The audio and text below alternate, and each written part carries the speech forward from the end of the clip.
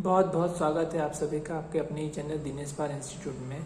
तो आइए बेटा, आज हम बढ़ रहे हैं chapter number 8, mechanical property of solid. Mechanical property of solid के न्यूमेरिकल की ओर बढ़ने से पहले हमें कुछ टर्म समझनी होगी। चलिए, वो टर्म का नाम है स्ट्रेस, स्ट्रेन और मॉड्यूलस ऑफ इलास्टिसिटी। तो तीन टाइप के स्ट्रेस हमारे पास हो सकते हैं। हो सकता है लॉन्गिट्यूडनल बॉडी हो सकता है हाइड्रोलिक, मतलब हम प्रेशर लगा के कर रहे हो। अच्छा, लॉन्गिट्यूडनल की पहले बात कर लेते हैं। लाइक एक कोई रॉड है या कुछ है, वन डायमेंशन का है, जिसकी इनिशियल लेंथ थी L, जिसमें हमने बाहर की तरफ फोर्स लगाया F। ये F ऐसी फोर्स है, डिफॉर्मिंग फोर्स। इस डिफॉर्मिंग फोर्स की वजह से ये थोड़ी सी इसकी लेंथ बड़ी हो गई, लाइक डेल्टा L जितना बड़ा हो गया। और जिस सरफेस पे लगा रहे थे, इस सरफेस का एरिया था A। तो स्ट्रेस का सिंबल होता है सिग्मा। सिग्मा डिफाइन किस तरीके से हुआ? Deforming force upon area. क्या बेटा? Deforming force upon area. अगर उसी तरीके से अगर मैं इसे कंप्रेस कर रहा होता, अगर मैं इसे क्या कर रहा होता? कंप्रेस कर रहा होता। ऐसे मान लो इसकी लेंथ कितनी थी? L। इसे मैंने फोर्स लगाया। फोर्स कैसी? Deforming force. कितने एरिया पे लगा रहा हूं? A एरिया पे लगाया। A एरिया पे मैंने डिफॉर्मिंग फोर्स लगाई। डिफॉर्मिंग फोर्स की वजह से इसकी लेंथ थोड़ी सी छोटी हो गई। अब इतनी लेंथ हो गई, डेल्टा L जितना छोटा हो गया। Again stress is equal to deforming force upon area. Done. चलो, मान लो मैंने ऐसी कोई बॉडी ली थी।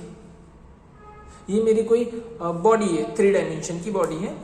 इसे मैंने किसी फ्लूइड के अंदर रख दिया, मतलब बाहर से कोई फ्लूइड इसे फोर्स लगा रहा है। कोई भी फ्लूइड जब फोर्स लगाता है ऐसे, तो हमेशा सरफेस को 90 डिग्री पे लगाता है। कैसा लगाता है? सरफेस को 90 डिग्री पे। स्ट्रेस इज इक्वल टू क्या होता है? ये फोर्स जितने एरिया पे लग रही है वो एरिया। बट इस वाले केस में जो फोर्स है वो हमेशा कैसी हो जाती है बेटा? परपेंडिकुलर। और परपेंडिकुलर फोर्स अपॉन एरिया को हम कहते हैं प्रेशर। स्ट्रेस मतलब क्या होता है? Deforming force upon area. और प्रेशर मतलब होता है परपेंडिकुलर फोर्स अपॉन एरिया। दोनों का डिफरेंस समझ में है? इस वाले केस में ये क्या है? प्रेशर है। और इस वाले केस में अगर ये 90 डिग्री पे लग रहा होता तो प्रेशर होता, लेकिन अगर फोर्स ऐसे क्रॉस में लग रही हो, तो रॉड ऐसे है, ये ऐसे है, और लेकिन फोर्स ऐसे लग रही हो, ऐसे लग रही हो, कहीं पे भी लग रही हो, तो स्ट्रेस अलग होगा। स्ट्रेस में हमें कंसीडर क्या करना होगा? Deforming force upon area. ठीक है। अगर प्रेशर की बात करो तो आपको कौन सा कंपोनेंट लेना होगा? परपेंडिकुलर। लेकिन स्ट्रेस में परपेंडिकुलर कंपोनेंट का कोई काम नहीं है। चलो, 2 स्ट्रेस समझ में आ गया। चलो, यहां पे लाइक एक बॉडी है ऐसे, मैंने इसमें टेंजेंशियल फोर्स लगा, मतलब ऐसे जैसे ऐसे टच करके ऐसे इस सरफेस पे लगाया। इस सरफेस का एरिया है A। अब ये थोड़ा सा क्रॉस हो गया ऐसे। कितना क्रॉस हो गया? मान लो ये x जितना यहां पे चला गया, इसकी हाइट थी b, ये L जो लेना चाहो ले लो। चलो, इसका जो एरिया था ना, उसे मैंने क्या कह दिया? A एरिया पे F जितनी फोर्स लग रही है। स्ट्रेस का फॉर्मूला क्या है? Deforming force upon area, deforming force upon area, deforming force upon area, deforming force upon area. चलो, स्ट्रेस डिफाइन हो गया। अब स्ट्रेन की ओर बढ़ते हैं। स्ट्रेन का नाम है एप्सिलॉन। ये E एप्सिलॉन जैसा होता है। स्ट्रेन का होता है बेटा, किस तरीके से कैलकुलेट किया जाता है? Strain change dimension upon original dimension. Dimension में चेंजेस कितना आया? डेल्टा L का। ओरिजिनल लेंथ कितनी थी? L। यहां पे लेंथ इंक्रीज हुई, दैट्स व्हाई डेल्टा L कैसा होगा? पॉजिटिव। यहां पे लेंथ क्या हुई बेटा? डिक्रीज, तो स्ट्रेन कैसा आएगा? Minus delta L divide by minus. क्यों बेटा? बिकॉज लेंथ क्या हो गई बेटा? डिक्रीज हो गई। पहले डायमेंशन ज्यादा था, अब डायमेंशन क्या है बेटा? कम। इसका बताओ स्ट्रेन किसमें चेंजेस आ रहे बेटा? इसको मैंने कॉम्प्रेस किया तो ये थोड़ा सा कॉम्प्रेस हो गया। पहले वॉल्यूम था V, अब वॉल्यूम हो गया V डैश। कितना कम हो गया? डेल्टा V जितना कम हो गया। तो स्ट्रेन का डेफिनेशन क्या है? Change dimension upon original dimension. Changes कितना आया? डेल्टा V का। ओरिजिनल डायमेंशन कितना था? V का। बट इंक्रीज हुआ या डिक्रीज हुआ? डिक्रीज हुआ। डिक्रीज हुआ तो मतलब माइनस। अच्छा, इधर स्ट्रेन ये डिफॉर्म हो गया, टेढ़ा हो गया। कितना टेढ़ा हो गया? x जितना। लेकिन ओरिजिनल लेंथ कितनी थी बेटा? b, x/b। अगर मैं इसे थीटा कंसीडर करूं, क्या कंसीडर करूं बेटा? थीटा। अगर मैं तुम्हें टेन थीटा निकालने के लिए बोलूं, टेन थीटा निकालो बेटा, तो टेन थीटा क्या हो जाएगा बेटा? सामने वाली साइड अपन पास वाली साइड। सामने वाली साइड कितनी है? x, और पास वाली साइड कितनी है? b। तो मैं एप्सिलॉन को, जो तुम्हारा स्ट्रेन है, उसे मैं क्या लिख सकता हूं? x/b। x/b मतलब टेन थीटा भी लिख सकता हूं। अगर if theta is very very small, कौन C small? Very very small, तो तुम लोग टेन थीटा की जगह पे क्या लिख सकते हो? नियरली इक्वल अपलॉग टू थीटा। तो मैं क्या लिख सकता हूं? एप्सिलॉन की जगह पे थीटा। चलो देन स्ट्रेस निकाला, स्ट्रेन निकाला, स्ट्रेस निकाला, स्ट्रेन निकाला, स्ट्रेस निकाला, स्ट्रेन निकाला, स्ट्रेस निकाला, स्ट्रेन निकाला। अब लॉन्गिट्यूडल में एक मॉड्यूलस ऑफ इलास्टिसिटी आता है, उसे हम कहते हैं young modulus. Modulus of elasticity, उसका फॉर्मूला होता है स्ट्रेस अपॉन स्ट्रेन। फिर से रिपीट कर रहा हूं, मॉड्यूलस ऑफ इलास्टिसिटी का फॉर्मूला होता है स्ट्रेस अपॉन स्ट्रेन। यहां पे कौन सा मॉड्यूलस आएगा? Young modulus, stress upon strain. यहां पे कौन सा मॉड्यूलस आएगा? Bulk modulus, stress upon strain. यहां पे कौन सा मॉड्यूलस आएगा? Shear modulus, stress upon strain. इसका स्ट्रेस का फॉर्मूला क्या था? F/A। डेल्टा एप्सिलॉन का स्ट्रेन का फॉर्मूला क्या था? Delta L/L। तो F ऊपर रह गया, A नीचे आ गया, देन F ये A, डेल्टा L नीचे रहेगा और L ऊपर जाए। F/A delta L/L, young modulus. Bulk modulus F/A delta V/V, लेकिन क्या लगा था? माइनस। और F/A को आप क्या लग सकते हो? प्रेशर। तो bulk modulus is equal to F/A की जगह पे प्रेशर, डेल्टा V/V। ये हो गया बल्क मॉड्यूलस। शियर मॉड्यूलस, इसकी जगह पे F/A, और इसकी जगह पे आप टेन थीटा भी लिख सकते हो, थीटा भी लिख सकते हो। तो फिलहाल के लिए मैं क्या लिख दे रहा हूं? Tan theta. डन। तो ये सारे फॉर्मूलाज थे जो आपको याद रखने थे। इसके हिसाब से हम न्यूमेरिकल करने वाले हैं। और एक आखिरी फॉर्मूला होता है बेटा, आखिरी फॉर्मूला ये होता है, अगर हमने किसी वायर को लिया है, वायर को हम खींचते हैं तो वायर लंबा होता है, लंबा होता है, उसके लिए हमें वर्क करना पड़ता है खींचने के लिए। और वर्क जो करते हैं उसको एनर्जी के फॉर्म में स्टोर होता है। मतलब किसी वायर को अगर खींचोगे तो उसके अंदर एनर्जी आ जाती है। स्ट्रेच वायर के अंदर एनर्जी होती है, इस एनर्जी को हम पोटेंशियल एनर्जी कहते हैं। उसका फॉर्मूला होता है half stress strain and volume of the wire. ये क्या है? Volume of wire. ये क्या है? स्ट्रेन। और ये क्या है? स्ट्रेस।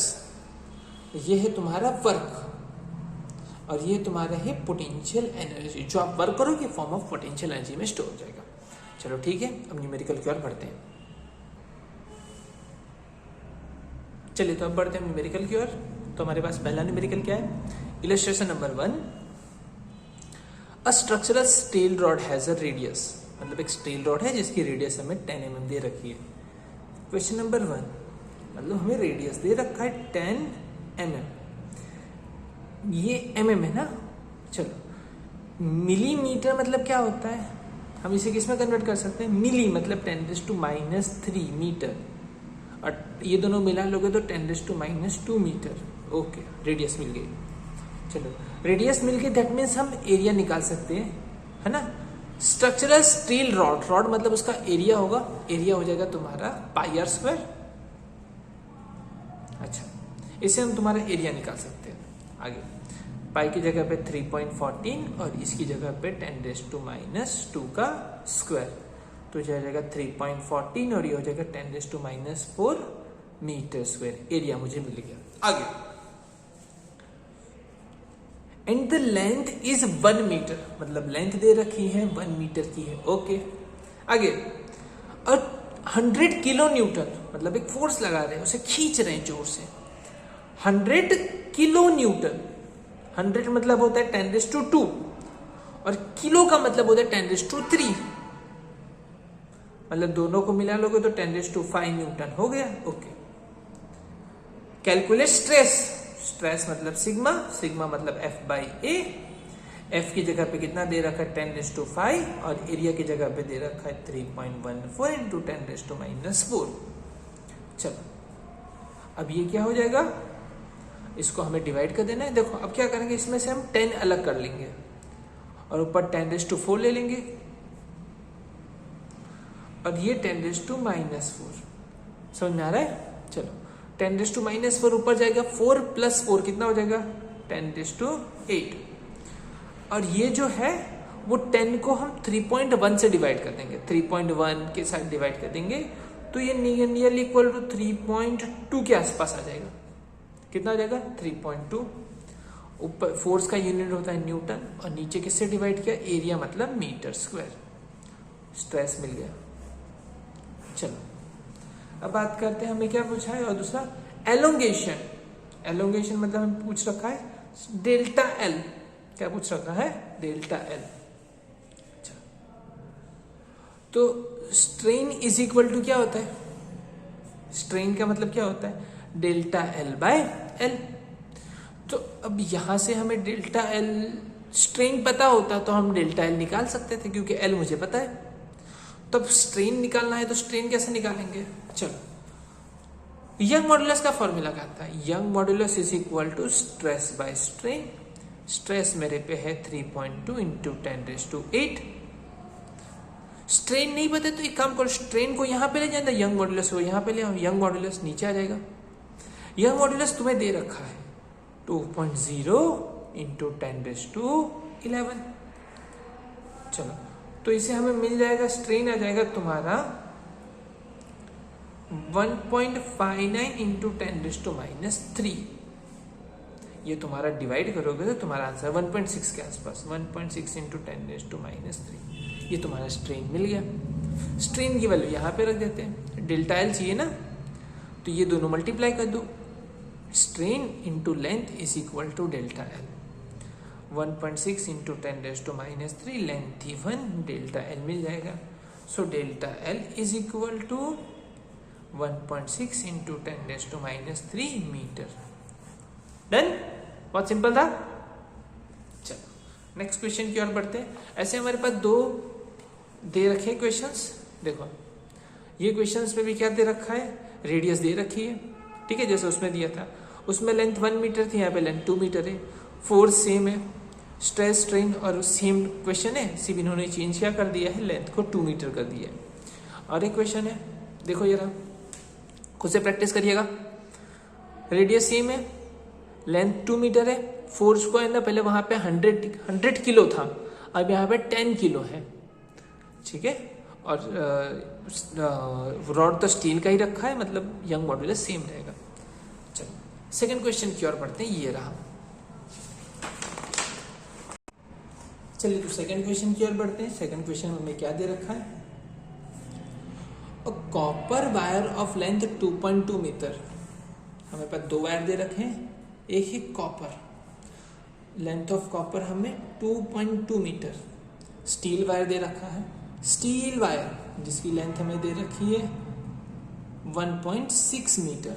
अच्छा, दोनों का डायमीटर सेम दे रखा है, मतलब एरिया सेम हो जाएगा, दोनों का एरिया सेम। डायमीटर दे रखा है 3.0 mm, रेडियस हो जाएगी 3/2 mm।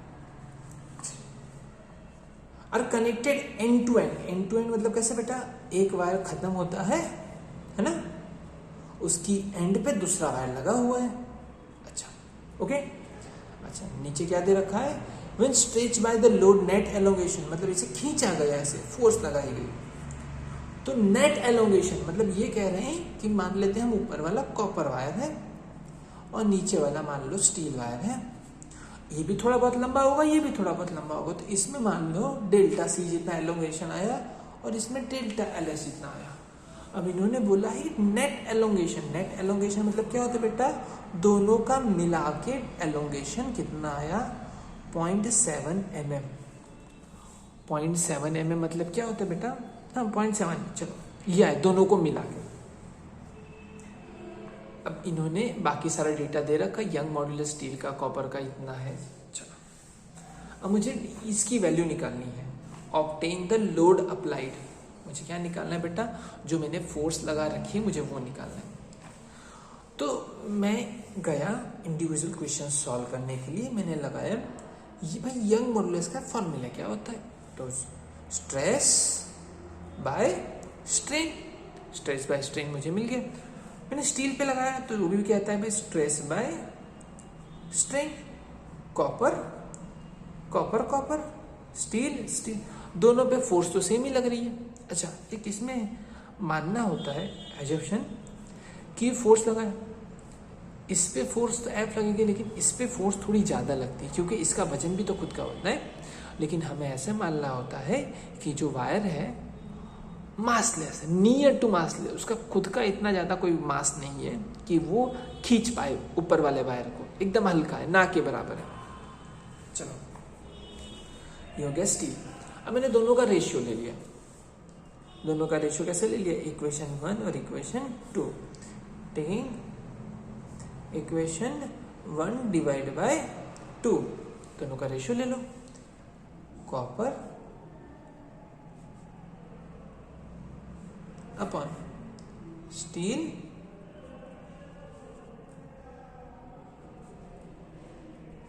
कट गया, कॉपर स्टील, डेल्टा एलसी, ये ऊपर चला जाएगा। चलो इन दोनों को छोड़ के बाकी सब वहां पे ले लो। Delta L S, delta L C, ये इसको यहां पे आ जाएगा। एल एस ये नीचे चला जाएगा। एल सी, चलो कॉपर का है 1.1, 10⁻11, स्टील का है 2, 10⁻11। स्टील की लेंथ कितनी दे रखी थी? स्टील की लेंथ जो है 1.6, और कॉपर की लेंथ कितनी दे रखी है? 2.2, तो मैंने 2.2 मीटर दे रखी थी। ऊपर भी मीटर, नीचे भी मीटर, कट जाएगा।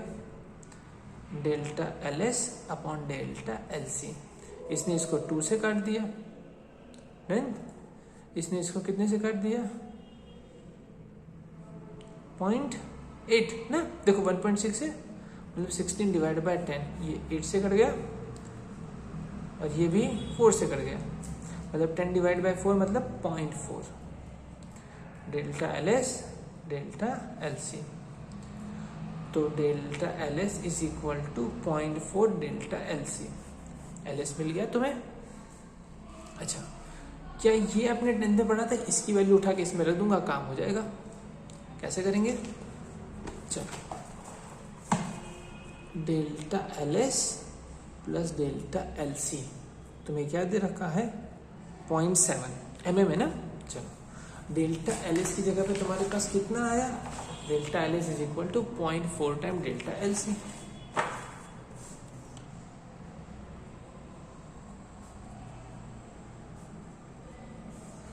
ये कितना हो जाएगा? डेल्टा एल सी एक बार, और ये 1.4 मतलब 1.4 टाइम, ये नीचे चला जाएगा। 0.7 डिवाइड बाय 1.4, कितने से कट गया? इसमें 2 से, मतलब 0.5 mm। अगर ये 0.5 mm है तो दूसरा कितना होगा बेटा? 0.2 mm। कितना हो जाएगा? 0.2 mm। दोनों को मिला के कितना होना चाहिए था? 0.7 mm। चलो डन। लेकिन तुम्हें ये नहीं पूछा है, तुम्हें पूछा है स्ट्रेस पूछा है, F। तो तुम्हारा कोई भी formula Young modulus is equal to stress by strain. चलो तुम्हें F चाहिए ना, F को सब्जेक्ट बना लो, ये सब यहाँ पे चला जाएगा। यंग मॉड्यूलस ए ऊपर चला गया, डेल्टा एल भी ऊपर चला गया, एल नीचे आ गया, F मिल गया। किस पे लगाना चाहते हो? कॉपर पे लगाना चाहते हो तो कॉपर कॉपर कॉपर, सब कुछ कॉपर का। कॉपर का तुम्हें दे रखा था ना 1.1, एरिया, तो एरिया कैसे निकालोगे, area is equal to pi R square, 3.14, R की जगह पे क्या था बेटा, देखो डायमीटर तुम्हें दे रखा 3 mm, डायमीटर कितना दे रखा था 3 mm, मतलब रेडियस हो जाएगी 3/2 और ये mm का क्या हो जाएगा -3 मीटर, 3/2 इंटू 10⁻³ उसका क्या हो जाएगा बेटा स्क्वायर, 3.14, 3 का स्क्वायर 9, 2 का स्क्वायर 4, 10⁻⁻6 मीटर स्क्वायर। ये वैल्यू यहाँ पे रख दो।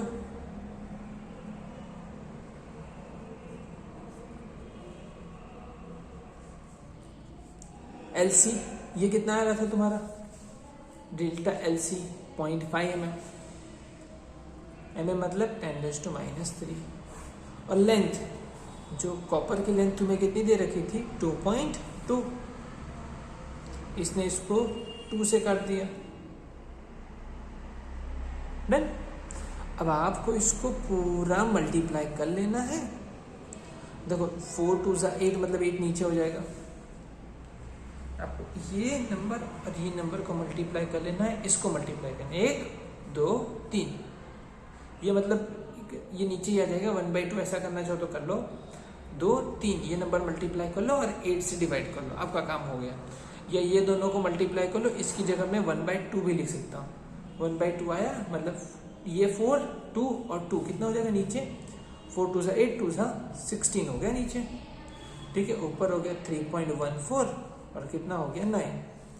अच्छा पावर कितनी थी 11 में से 6 चला गया बेटा, कितना बचा 5, अब 5 में से 3 चले गया, कितना बचा 2, अब इन दोनों को डिवाइड कर लो, आपका काम खत्म। और फोर्स की वैल्यू जहां तक आ रही है ये आ रही है, इसको डिवाइड करोगे तो 1.8 आएगा F, डन। चलो देखिए यहाँ पे एक एक्स्ट्रा क्वेश्चंस भी दे रखा है, किसके बारे में बात चल रही है, एल्यूमिनियम एक वायर है जिसकी लेंथ इतनी है, आयरन का वायर इसकी लेंथ इतनी है, दोनों का डायमीटर सेम है, दोनों का एलोंगेशन यहाँ पे भी 0.70 दे रखा था और यहाँ पे भी कितना दे रखा है 0.70, आपको निकालना है। यहाँ पे भी दोनों का यंग मॉडुलस दे रखा था, यहाँ पे दोनों का यंग मॉडुलस दे रखा है, बात वहाँ पे खत्म। चलो अब नेक्स्ट क्वेश्चन की ओर बढ़ते हैं, बहुत प्यारा क्वेश्चन है, ह्यूमन पिरामिड का क्वेश्चन दे रखा है, ये देखते हैं।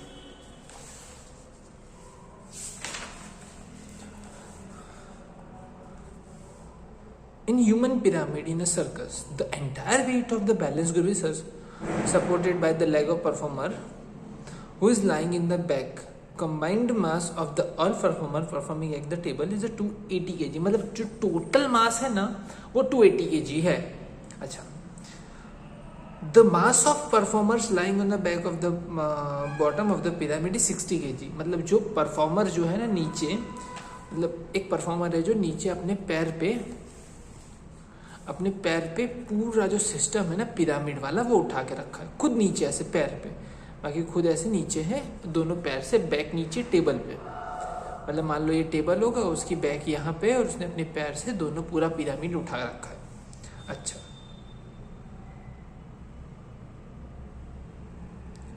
उसकी जो पैर की जो बोन लेंथ है, लेंथ तुम्हें दे रखी है, length is equal to 50 centimetre है ना, उसका जो रेडियस दे रखा है, radius is equal to 2 centimetre, metre में कन्वर्ट करो तो 15 × 10⁻² है ना, 15 × 10⁻², और रेडियस को कन्वर्ट करोगे तो -2, ये भी मीटर और ये भी metre.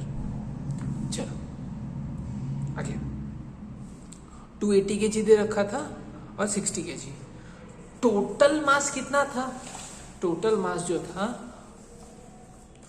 Total mass is equal to 280 kg, performer का मास था 60 kg, खुद का मास है 60 kg और टोटल उसको इंक्लूड करके टोटल मास कितना है 280 kg।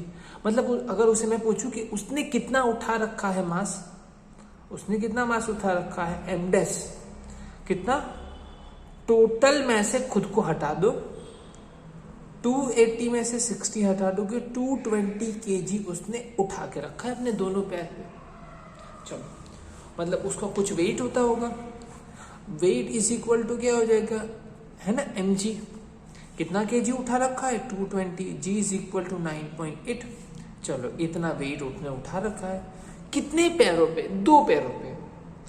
तो हर एक पैर पे कितना आएगा, हर एक पैर पे जो वेट आएगा वो कितना आ जाएगा, 220 kg 9.8 डिवाइड बाय 2। ये जो वेट आया फॉर ईच लेग, हर एक इंडिविजुअल लेग पे कितना वेट आया, ये रहा। जैसे कि हमें दे रखा था, यहाँ बता रखा है कि पहले मास कितना था 280 kg और परफॉर्मर का मास कितना है 60 kg। मतलब उसने कितना उठा रखा है 220 kg। 220 kg मतलब इतना फोर्स वो लगा रहा है, इतना वेट वो उठा रखा है। बट कितने पैरों पे उठा रखा है, 2 पैरों पे उठा रखा है। मतलब एक पैरों पे कितना आ रहा है, एक पैरों पे जो आ रहा है वो आ रहा है 10, इसका कैलकुलेशंस करोगे तो 1078 न्यूटन। इतना वेट उसने उठा रखा है, ये लग रहा है फोर्स पैरों पे। अब इसने पूछा है, इन्होंने क्या पूछ रखा है, क्वेश्चन क्या रखा है, determine the amount which each thin bone gets compressed. मतलब कितना दबेंगे, मतलब डेल्टा एल पूछा है, एलोंगेशन पूछा है। तो हम क्या करेंगे, यंग मॉडुलस का formula F by A delta L by L, delta L यहाँ पे चला गया, F by A, young modulus नीचे आ जाएगा, है ना, यंग मॉडुलस कहाँ पे आ जाएगा, नीचे, और एल ऊपर ही रह जाएगा अपना। सिर्फ इंटरचेंज कर दिया दोनों को। चलो फोर्स पता है, हाँ जी सर ये रहा फोर्स। लेंथ कितनी थी सर, ये रही 50 सेंटीमीटर। 50 सेंटीमीटर मतलब आधा मीटर, मतलब ऐसे भी लिख सकते 1/2। एरिया, सर एरिया कैसे निकालेंगे, पाई आर स्क्वायर से। चल साइड में एरिया निकाल लेते हैं। Area is equal to pi R square 3.14, और आर की जगह पे ये रहा, रेडियस 2 सेंटीमीटर थी, स्क्वायर 3.14 4 10⁻⁻⁴। तुम्हें क्या मिल गया, एरिया।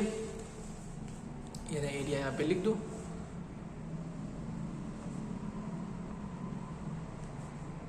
यंग मॉडुलस इन्होंने दिया हुआ था 9.4, ये रहा यहाँ पे दिया हुआ है, देखो 9.4 इंटू 10⁻⁹ दे लेते, 9.4 इंटू 10⁻⁹। और लेंथ तुम्हें दे रखी थी, लेंथ भी मिल गई, ये भी हो गया, ये भी। बस तुम्हारा काम हो गया, डेल्टा एल निकालना है। सो डेल्टा एल तुम्हारा आ रहा है 4.56 इंटू 10⁻⁵ मीटर। डन, काम खत्म। चलो इसी तरीके से क्वेश्चंस तुम्हें और भी दे रखा है, जो आप खुद से करना चाहो तो कर सकते हो। सेम क्वेश्चन है, ज़्यादा चेंजेस नहीं है। ओके, चलो नेक्स्ट क्वेश्चन, 4th क्वेश्चन की ओर बढ़ते हैं अभी। चलो ये रहा हमारा पास 4th question. A square lead slab of the 50 centimetre.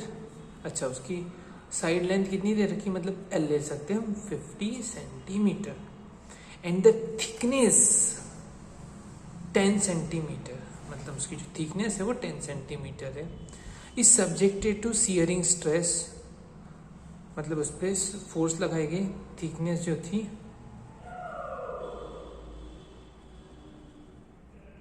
Thickness दे रखी तुम्हें, कितना था 10 सेंटीमीटर।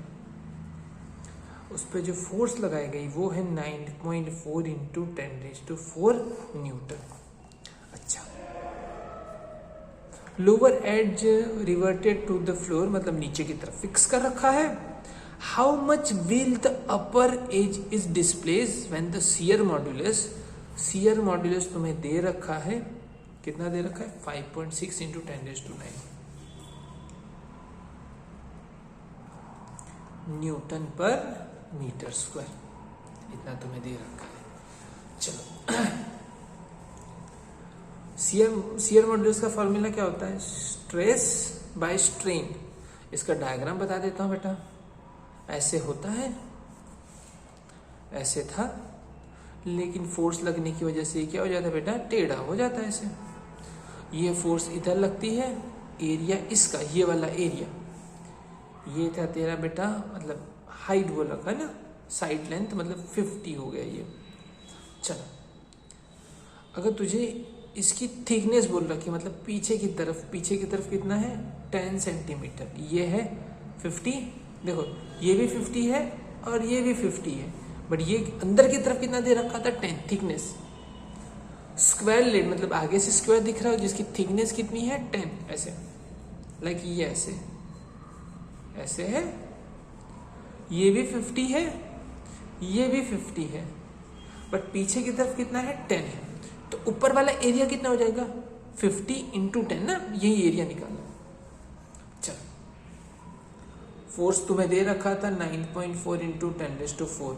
एरिया कितना होता है, एरिया लेंथ और ये वाला थिकनेस जो भी ये ले लो, ये 50 सेंटीमीटर को ले लोगे, 50 इंटू 10⁻²। चलो ब्रेथ कितनी दे रखी तुम्हें 10 सेंटीमीटर, 10 इंटू 10⁻², ये 0.5 हो जाएगा और ये हो जाएगा 0.1, तो हो जाएगा 0.05 मीटर स्क्वायर। मिल गया, एरिया मिल गया। चलो वैल्यू डाल देते हैं इसमें। Stress by shearing stress is equal to F/A। अच्छा स्ट्रेन कितना होता है, देखो यहाँ पे फॉर्मूला अधूरा रह गया, शियरिंग स्ट्रेस इज F/A। अच्छा स्ट्रेन कितना होता है, सामने वाला मतलब ये x डिवाइड बाय ये b, x/b, b तो तुम्हें 50 है, f की वैल्यू है, हाँ जी सर ये रही 9.4 इंटू 10⁴। एरिया है, हाँ जी सर ये रहा 0.05। x निकालना है, b दे रखा है 50 सेंटीमीटर, 50 इंटू 10⁻², ये दे रखा है, कितना दे रखा था 5.6, 10⁹ प्लस 9 है। x तुम्हें निकालना था, x यहाँ पे, ये यहाँ पे,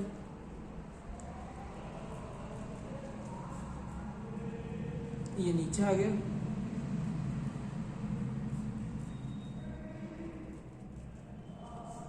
कैलकुलेट करोगे तुम्हें x मिल जाएगा। x की जगह पे जो आ रहा है वो आ रहा है 0.160 इंटू 10⁻³ मीटर, ये तुम्हारा x। कि भाई इतना टेढ़ा हो गया, कितना टेढ़ा हुआ इतना। ऐसे क्वेश्चन और दे रखा है यहाँ पे, इसे आप खुद से प्रैक्टिस करके कैलकुलेट कर सकते हो। चलो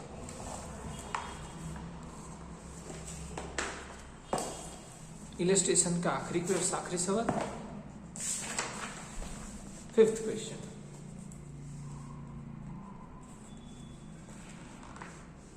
The average depth of Indian Ocean is about 300 metre, मतलब 3 किलोमीटर है डेप्थ।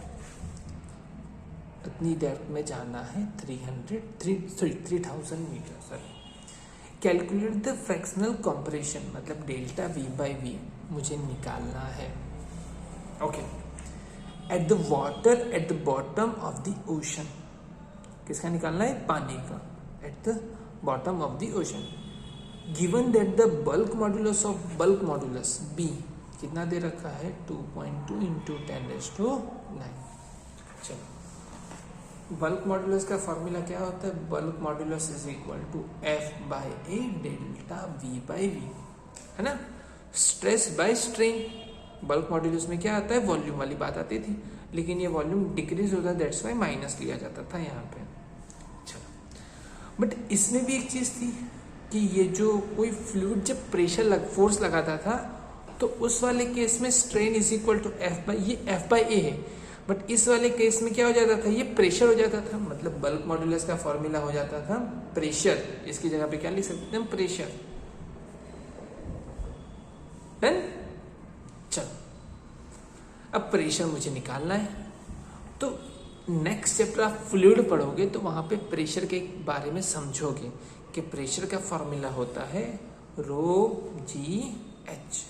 प्रेशर का फॉर्मूला कितना होता है, ρGH, मतलब इतनी डेंसिटी वाला पानी इतनी हाइट तक रहेगा तो इतना प्रेशर लगाएगा।